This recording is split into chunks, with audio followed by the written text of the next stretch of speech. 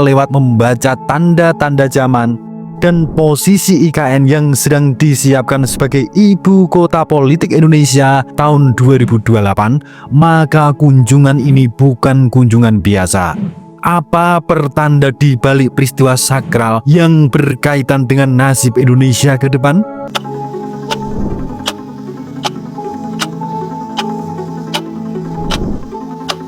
Tanggal 12 Januari 2026 bukan hari biasa.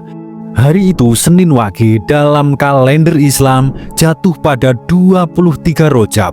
Dan yang membuat tanggal ini semakin penting adalah itu adalah kunjungan pertama Presiden Prabowo Subianto ke ibu kota Nusantara sejak resmi menjabat sebagai presiden. Banyak orang mungkin menganggap ini hanya sekedar kunjungan biasa. Tapi kalau kita lihat dari sisi sejarah besar Nusantara, sudut pandang spiritual Jawa lewat membaca tanda-tanda zaman dan posisi IKN yang sedang disiapkan sebagai ibu kota politik Indonesia tahun 2028, maka kunjungan ini bukan kunjungan biasa. Apa pertanda di balik peristiwa sakral yang berkaitan dengan nasib Indonesia ke depan?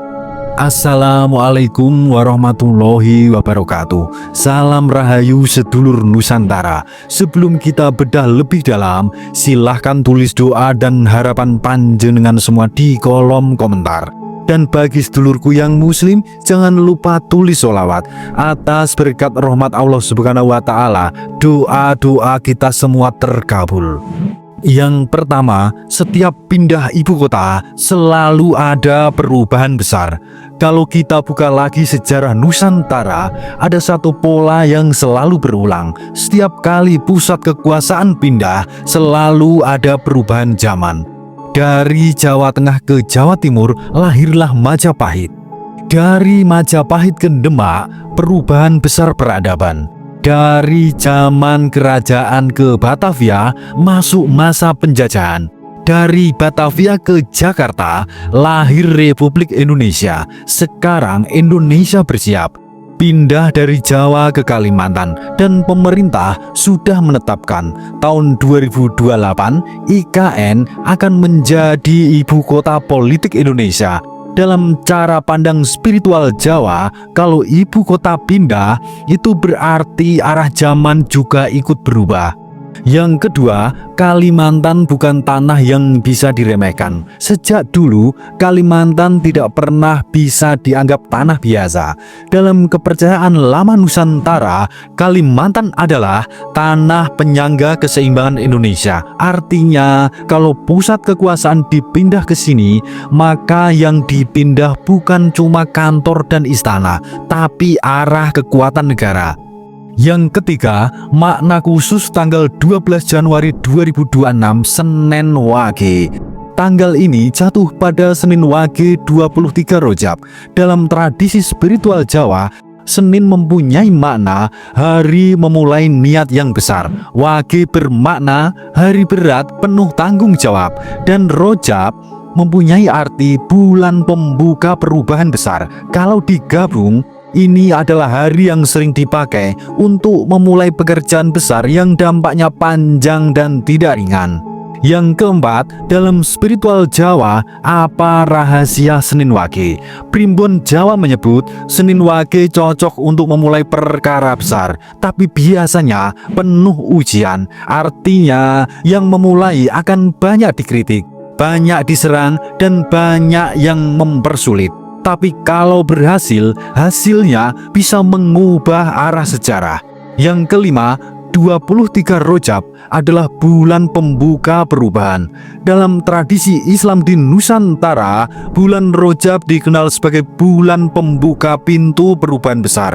Biasanya, peristiwa besar dimulai dari bulan Rojab, tapi dampaknya baru benar-benar terasa di tahun-tahun berikutnya. Yang keenam, jadi apa arti kunjungan pertama Prabowo di IKN di tahun 2026?